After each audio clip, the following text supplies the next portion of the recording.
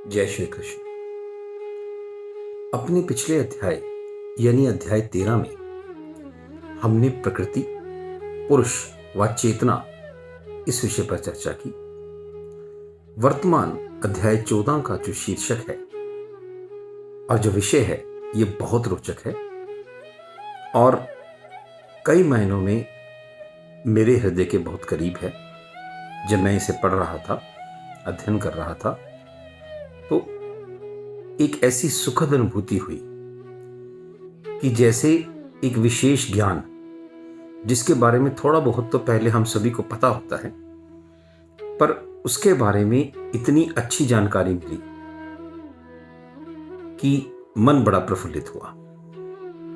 और भगवान कृष्ण ने तो इस अध्याय में वर्णित ज्ञान को समस्त ज्ञानों से श्रेष्ठ माना है और यह भी कहा है कि ऐसा मानव जो इस ज्ञान को आत्मसात कर लेता है और इसे भली भांति समझ लेता है, वह जन्म मरण के चक्र से मुक्त हो जाता है।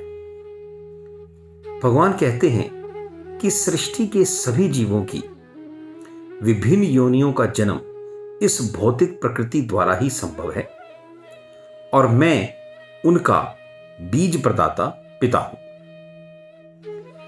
इस प्रकार यहां प्रकृति को या भौतिक प्रकृति को यूं कहें तो समस्त जीवों की सभी योनियों की माता और भगवान श्री कृष्ण को उनका पिता कहा गया है। अर्थात सभी योनियों में जीवों का जन्म भौतिक प्रकृति यानी मेटीरियल नेचर और आध्यात्मिक प्रकृति यानी स्पिरिचुअल नेचर के संयोग का प्रमाण है, परिणाम है। राधा भगवान अर्जुन को बताते हैं कि भौतिक प्रकृति 3 गुणों से युक्त है, सतोगुण, रजोगुण व तमोगुण। भगवान कहते हैं कि जीव जैसे ही इस संसार में आता है, जन्म के साथ ही वह इन तीनों गुणों से बंध जाता है। या अगर हम यूं कहें कि ये 3 गुण प्रत्येक मनुष्य को, प्रत्येक मानव को विरासत में मिलते हैं। आगे भगवान ने इस अध्याय में इन तीनों गुणों का विस्तार से वर्णन किया है और उसी विषय पर हम आज यहां चर्चा करेंगे। अब सबसे पहला गुण है सतोगुण। भगवान कहते हैं कि सतोगुण तीनों गुणों में सर्वाधिक शुद्ध गुण है और इसी कारण यह गुण प्रकाश प्रदान करने वाला तथा मानव को सभी पाप कर्मों से मुक्त करने वाला है। भगवान कहते हैं कि जिस मनुष्य में यह गुण प्रभावी होता है, ऐसे मनुष्य सुख तथा ज्ञान के भाव से बंध जाते हैं। आइए थोड़ा सा सतोगुण पर चर्चा करें। अब यहां हम देखते हैं कि हालांकि सतोगुण तीनों गुणों से बेहतर है और जिस मनुष्य में भी यह विकसित होता है, या यूं कहें कि जो मनुष्य अपने जीवन में सतोगुण का वर्ण करता है, ऐसा मनुष्य मूलतः ज्ञानी और सदाचारी होता है और इसी कारण से यह गुण उस मनुष्य को पाप कर्मों से मुक्त कर देता है। परंतु यदि हम एक बात को ध्यान से देखें तो यह तो ठीक है कि यह गुण मनुष्य को पाप कर्मों से मुक्त करता है, लेकिन ध्यान देने योग्य बात यह है कि कर्म फलों से यह गुण भी मुक्त नहीं कर पाता। प्रश्न उठता है, कैसे?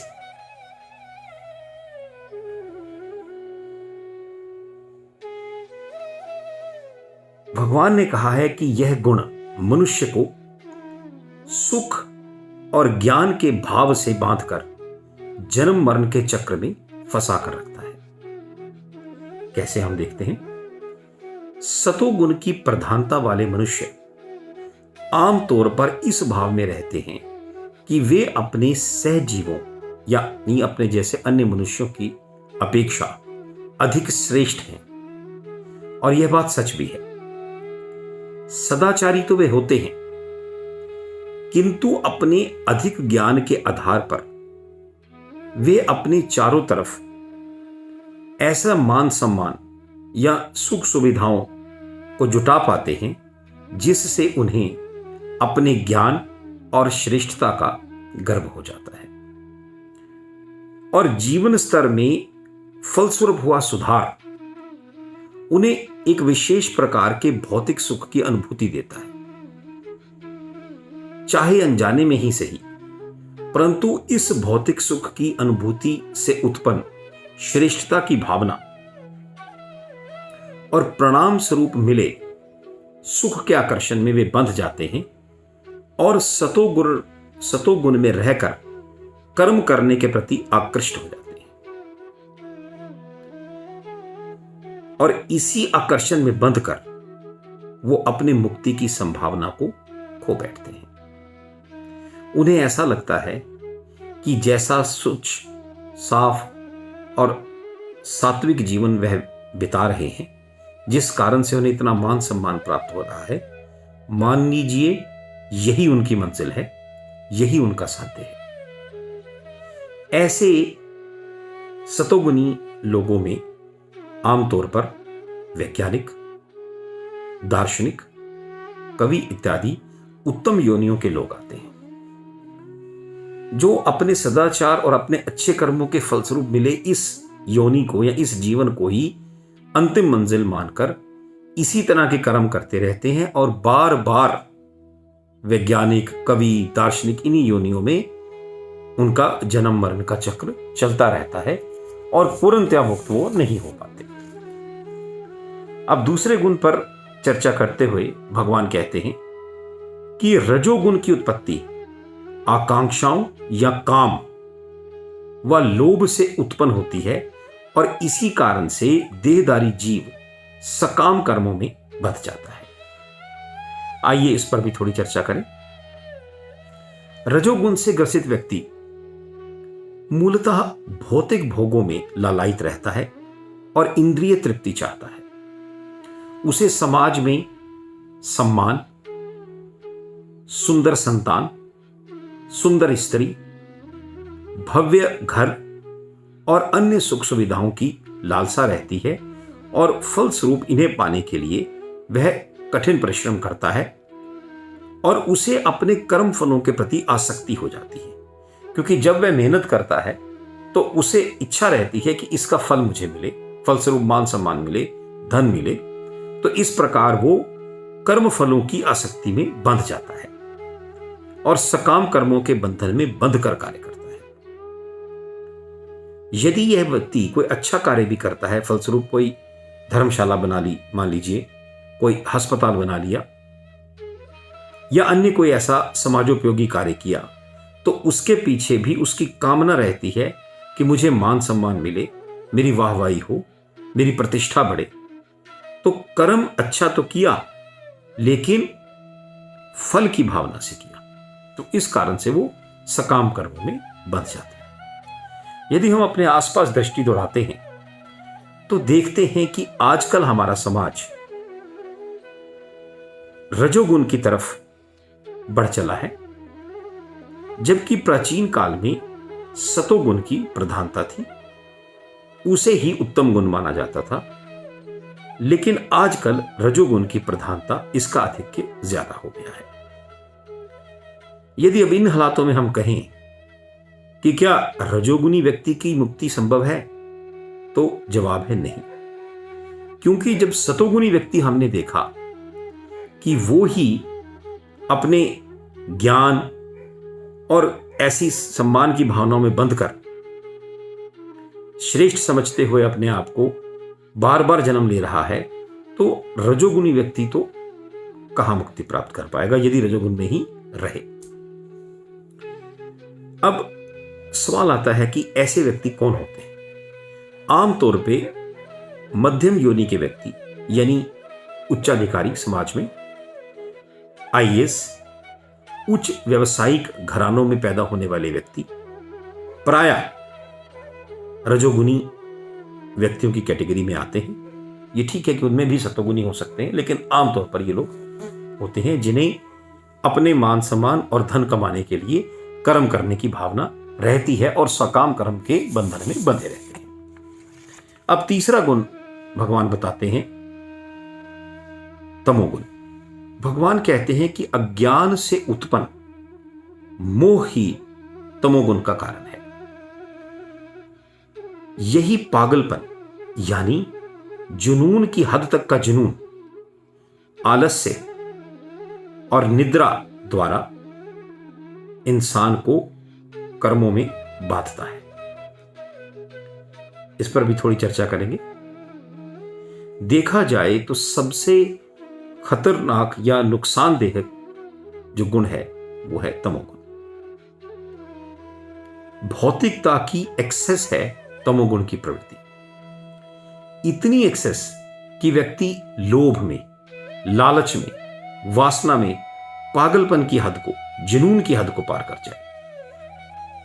यह जुनून उसकी सोचने समझने की शक्ति यानी विवेक को भी नष्ट कर देता है। व्यक्ति जानता है कि मृत्यु शाश्वत है, आनी ही है, परंतु फिर भी वह जुनून की हद तक धन संग्रह में लगा रहता है, मानो शायद ये धन उसे अपने साथ परलोक में ले जाने के लिए भी मिल जाए। उसे आध्यात्मिक ज्ञान में कोई रुचि नहीं रहती। वस्तुतः उसके पास तो इन बातों का समय ही नहीं होता, क्योंकि उसके लिए तो ये सब बातें समय और फलस्वरूप धन नष्ट करने की वस्तुएं हैं। ऐसा व्यक्ति प्रमादी होता है, स्वभाव से आलसी होता है और आवश्यकता से अधिक सोता है। ऐसा गुण गीता में बताया गया है इस अध्याय में। यदि हम ध्यान से देखें तो सतोगुण से चला हुआ हमारा समाज आजकल रजोगुण की तरफ बढ़ चला है और धीरे धीरे इसमें एक ऐसी टेंडेंसी, एक ऐसी प्रवृत्ति नजर आ रही है जो हमें दिखाती है कि यह तमोगुण की ओर जाने लगा है। फलस्वरूप समाज में मक्कारी, ठगी, रिश्वतखोरी, कालाबाजारी, मिलावट, धन के लिए देशद्रोह करने से ना हिचकिचाना, वासनाएं, अत्यधिक भौतिकता व इच्छाएं, रिश्तों में संबंधों की बजाय धन को महत्व देना, ऐसी प्रवृत्तियां बढ़ती जा रही हैं जो समाज में होने वाले पतन की ओर इशारा करती हैं। और एक हंसी की बात, हालांकि यह हंसी दर्द मिश्रित है, यह है कि समाज में ऐसे लोगों को प्रैक्टिकल, मोटिवेटेड, सक्सेसफुल, स्मार्ट आदि नामों से बुलाते हैं। लोग कहते हैं कि यहां ये बहुत धन कमा रहा है, ये स्मार्ट है, ये प्रैक्टिकल है, जबकि पुराने जमाने में इसे ही सबसे बुरा माना जाता था।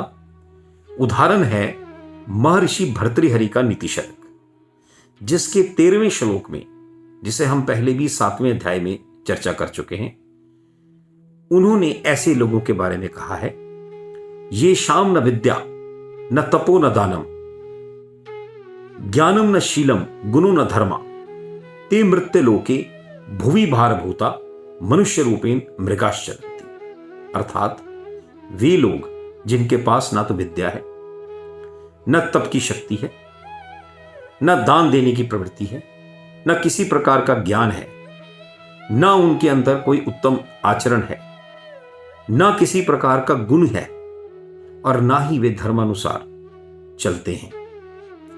ऐसे लोग इस मृत्यु लोक पर बोझ हैं, भार हैं, और वास्तव में मनुष्य के रूप में वे पशु हैं। क्यों? एक जो पशु होता है उसका दिमाग नहीं होता, उसे सिर्फ अपना पेट भरना या अपने स्वार्थ तक ही सीमित रहता है। तो ऐसे तमोगुणी व्यक्ति भी ऐसे ही हो जाते हैं, दिमाग नहीं लगाते, अच्छे बुरे का ख्याल नहीं करते, सिर्फ अपनी स्वार्थ पूर्ति करते हैं। चाहे स्वार्थ पूर्ति के लिए देश से भी द्रोह करना पड़े, समाज से द्रोह करना पड़े, अपने रिश्तों से द्रोह करना पड़े, तो वो चूकते नहीं। सवाल आता है, ऐसे लोग कौन होते हैं? संभल के सोचकर बताता हूं, क्योंकि आजकल किसी पर बात करने से विरोध ज्यादा होता है, लेकिन जो सच है वो सच है। ऐसे लोगों में रिश्वतखोर अधिकारी, भ्रष्ट व्यापारी, कालाबाजारी करने वाले, देशद्रोही या ऐसे व्यसनी व्यक्ति जिनका कोई दीन ईमान ना हो, वे आते हैं। अब भगवान आगे ये बताते हैं कि इन तीनों गुणों में श्रेष्ठता सिद्ध करने के लिए आपस में निरंतर स्पर्धा चलती रहती है। कभी एक गुण बाकी दोनों पर हावी हो जाता है, तो कभी दूसरा या तीसरा अन्य दोनों पर। इन तीनों गुणों के प्रभाव को हम अपने जीवन में भी अनुभव करते हैं, प्राय रोजाना ही या समय समय पर। जब हम किसी धार्मिक स्थान पर जाते हैं, सत्संग करते हैं, भजन सुनते हैं या किसी अस्पताल में किसी निकट संबंधी का पता लेने जाते हैं, तो जब तक हम वहां बैठे रहते हैं तब तक हमारे अंदर पवित्रता और सदाचार की भावनाएं रहती हैं, यानी सतोगुण का प्रभाव रहता है। जैसे ही उस अस्पताल से, उस धर्म स्थान से, या कई बार तो आप ये कहें शमशान घाट से बाहर आए, तो माया के बाकी दोनों गुण हावी हो जाते हैं। अब देखिए, हम विवाह शादियों में जाते हैं, वहां पर गीत संगीत, खान पान, रास रंग में डूबकर हम पर रजोगुण हावी हो जाता है। उस समय में जब तक हम उस उत्सव में हैं, हम रजोगुण के प्रभाव में अधिक होते हैं अन्य गुणों की अपेक्षा। अब तीसरा, यदि हम में से ही कोई मदिरापान या जुए की लत में फंस जाए, तो उस पे तमोगुण प्रभावी हो जाता है, क्योंकि ऐसा गुण उनमें तामसिक प्रवृत्तियों को उत्पन्न करता है। उस नशे की हालत में या उस जुए की लत में इंसान अच्छा बुरा भूल जाता है। सबसे बड़ा उदाहरण हमारे पास यहां है महाराज युधिष्ठिर का, जिन्हें धर्मराज भी कहा जाता था। धर्मराज युधिष्ठिर, उन पर भी जब तमोगुण हावी हुआ तो जुआ खेलते खेलते उन्होंने अपनी पत्नी भी दांव पर लगा दी, और बाकी के भाई, बड़े भाई के आगे उनका आदर करते हुए बोल नहीं पाए। तो यह विश्वास करना कितना मुश्किल है कि धर्मराज युधिष्ठिर जैसा व्यक्ति जुआ खेले और जुए में अपनी पत्नी को, अपनी धर्म पत्नी को भी दांव पर लगा दे। तो ऐसा क्यों हुआ? उस समय तमोगुण उन पर हावी हो गया। अब आगे भगवान कहते हैं कि जब कोई व्यक्ति सतोगुण में मरता है तो महर्षियों के उच्चतर लोकों को प्राप्त होता है। यदि रजोगुण में मरता है तो सकाम कर्मियों के बीच में जन्म लेता है, और यदि तमोगुण में मरता है तो पशु योनि में ही जन्म धारण करता है। क्यों? क्योंकि तमोगुण वाले व्यक्ति को तो दिमाग की आवश्यकता ही नहीं है, उसे तो पशु ही पैदा करते हैं ईश्वर। भगवान अब आगे एक चौथे गुण की तरफ भी बात करते हैं। यहां वे कहते हैं कि जब जीव इन तीनों गुणों को लांघने में समर्थ हो जाता है तो वह जन्म, मृत्यु, बुढ़ापा और अन्य कष्टों से मुक्त हो जाता है, और इसी जीवन में ही अमृत का भोग कर सकता है। इसी पर आगे प्रकाश डालते हुए भगवान कहते हैं कि जो समस्त परिस्थितियों में विचलित हुए बिना पूर्ण भक्ति में प्रवृत्त होता है, वह तुरंत ही प्रकृति के गुणों को लांघकर ब्रह्म के स्तर तक पहुंच जाता है।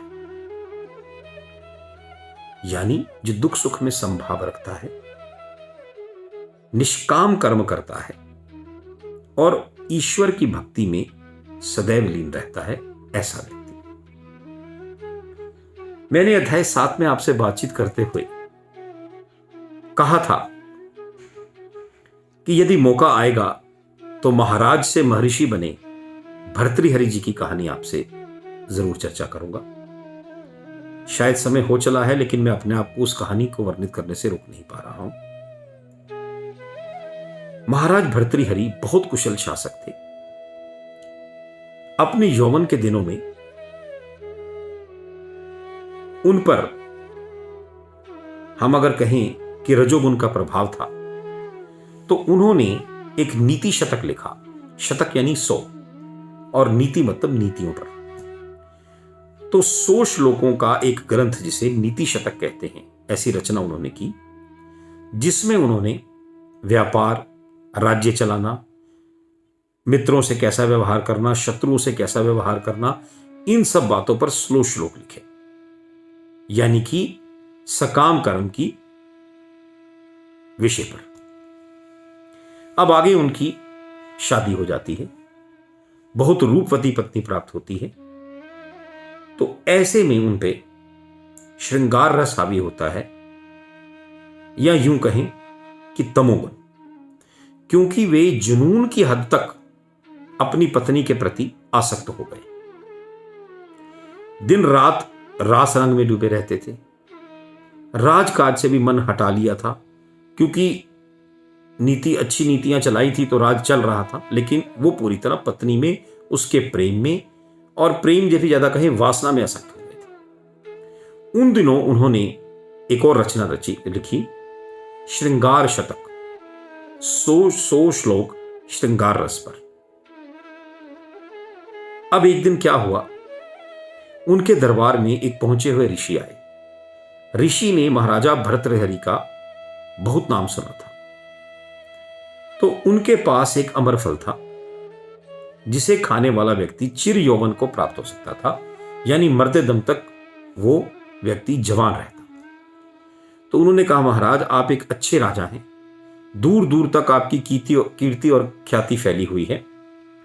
मैं एक ऋषि हूं, इस संसार से विमुख हो चुका हूं, मुझे भौतिक सुख सुविधाओं में कुछ नहीं लेना, लेकिन यदि आप जैसा व्यक्ति सदा जवान रहेगा तो राजकाज अच्छी तरह चला पाएगा और जनता को भी सुख मिलेगा, इसलिए मैं यह अमर फल आपको देता हूं। अब महाराज तो अपनी पत्नी में आसक्त थे, वो फल तो ले लिया। उन्होंने कहा, यदि मेरी पत्नी सदैव जवान रहेगी, इतनी रूपवती रहेगी, तो मेरे लिए भी अच्छा है। उन्होंने उसे अपनी पत्नी को दे दिया। अब पत्नी जो रूपवती थी, वो चरित्र में कोई इतनी अच्छी नहीं थी। वो शहर के कोतवाल पर आसक्त थी और उसके साथ प्रेम संबंध रखती थी। उसे लगा, ये कोतवाल जो कड़ियल जवान है, देखने में सुंदर है, ऊंचा लंबा है, अगर ये हमेशा जवान रहेगा तो मुझे हमेशा सुख प्राप्त होता रहेगा। उसने वो फल उसे दे दिया।